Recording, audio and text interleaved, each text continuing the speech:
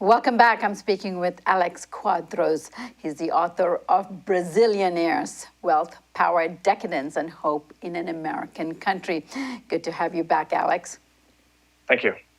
Alex, in segment one, we were just talking about how ineffective PT has been in terms of dealing with the whole issue of corruption and governance, and how Lula himself, the former president of Brazil, is now entangled. And recently, I guess on Friday, he was actually indicted with the charges of corruption himself. Tell us more about those charges and why you think Lula is tangled up in all of this. Lula was indicted on the charge of obstructing justice. A former Workers' Party senator alleges that Lula was involved in trying to pay off a former official at the state oil company to keep him from testifying as part of a plea bargain and implicating high-ranking Workers' Party officials. It remains to be seen what all of the evidence is. There are other suspicions against Lula that he is not yet formally indicted for. In the final days of his presidency, he's alleged to have received gifts from construction companies in the form of services performed remodeling this ranch in the interior of Brazil that, while it doesn't technically belong to Lula, appears to have been intended for his use on vacations and so on.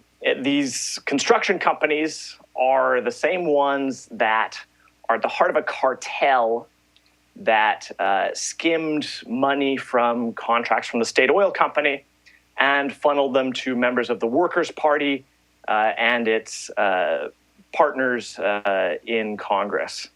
Now, the evidence is pretty good that this happened. The question is whether it constitutes corruption. According to Brazilian corruption law, just back up a little bit, Alex. What evidence is there that this actually happened?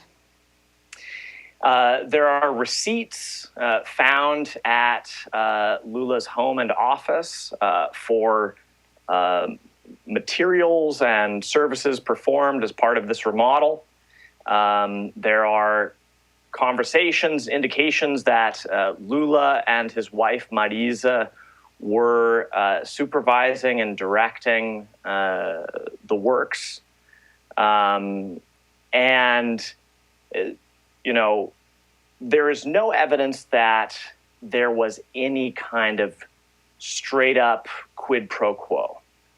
But there is some precedent in Brazilian corruption law that no quid pro quo needs to be proved in order to prove that there was corruption, and this happened in the final days of his presidency. If he had waited until stepping down as president, these charges might not have, the same quite impact.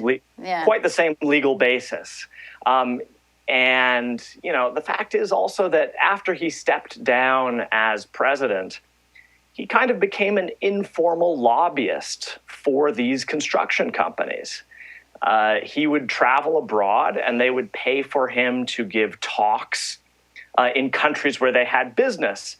And he would do the talk, and then he would talk to foreign leaders and try to convince them to award the contracts to these Brazilian construction companies. Now, he argues that he was simply promoting the national interest, but, and I think that in the United States, this sort of activity is really commonplace for ex-presidents like Bill Clinton, for example. But Brazilian law is a little bit different, and it could be considered influence peddling, potentially. But he made millions of dollars giving these talks.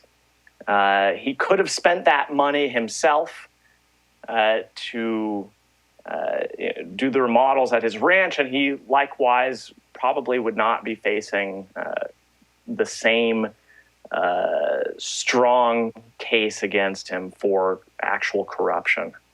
Alex, let me turn to the current ruling class and the presidency or interim presidency of Temer himself. Now, he has come under some investigation, and courts have ruled that he cannot stand for election in the next 8 years. So what's going on with his case, and what's he charged with, and what are the merits of those allegations? Well, the case that led him to be banned from running for public office for 8 years is not a criminal case. He violated campaign finance laws by giving more money than he was allowed to a political campaign. Now, he has been mentioned as having a possible role in the corruption scheme at the state oil company, but none of these suspicions have yet led to any kind of formal investigation. And frankly, it looks unlikely that he would actually face any kind of impeachment charge, even if he did have direct involvement in the corruption, partly because Brazilian law seems to indicate that if you're president, you can't be tried for anything you did before your current term as president.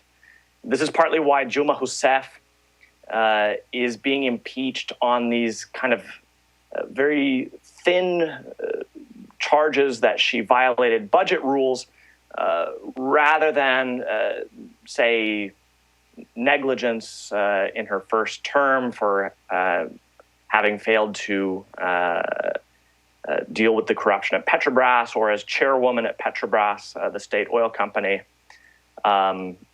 where she served while Lula was president. But Temer has been successful in rallying the political class around him. And impeachment is an essentially political process. So at least for now, it looks unlikely that any of this stuff is going to seriously affect the rest of his presidency. And there is the possibility that he could get the ban from running for public office overturned by the time that 2018 rolls around, and that he could run for president in 2018. Alex, now Dilma Rousseff has also announced that if she's restored as president, that she will call for an election in which it was suggested that Lula himself might run for president again. Does this charge that's now over him going to prevent him from being able to run for office again? It could, depending on how the trial plays out. He could be considered what they call ficha suja, dirty file, and not be allowed to run. I think that Dilma's call for new elections really seems like the best solution for Brazil's democracy, because whatever the sins of both sides of the political contest here between the Workers' Party and its opposition, the PMDB, which is Temer's party, the only way to give Brazilians a chance to decide on who should be running the country now and what the agenda should be is to hold free elections. Unfortunately, at this point, it seems like kind of a moonshot. And Dilma herself really doesn't have the political capital to get this thing through. Impeachment still looks like the most likely scenario. So unfortunately, it doesn't really seem to be on the table right now. And finally, Alex, you say that this ruling class on both sides of the aisle have become completely removed from the lives of ordinary Brazilians. That is not surprising, but how do they live? Tell us a little bit about this billionaire class. How do they live, and what kinds of lifestyles and decadence are you talking about? Yeah, well, a Brazilian billionaire has a lot more in common with a billionaire in another country than he or she does with another average Brazilian. São Paulo, the city I lived, it's a city of 20 million people. My cleaning lady, like many other working class Brazilians, took an hour and a half, 2 hours on multiple buses to get from the favela where she lived to my home. A billionaire gets to kind of teleport past the traffic because, they've got access to helicopters. They really live at a remove from the rest of society. They have staff for every part of their lives. They have security, they have staff to take care of their homes, they have, people to take care of their private jets, kidnapping insurance, investment people, and so on. So they're almost like, even apart from the companies that they run, they're like little walking enterprises. And, maybe the most potent symbol of this disconnect is, in the space that they reserve in their own homes for the people who serve them, for their maids.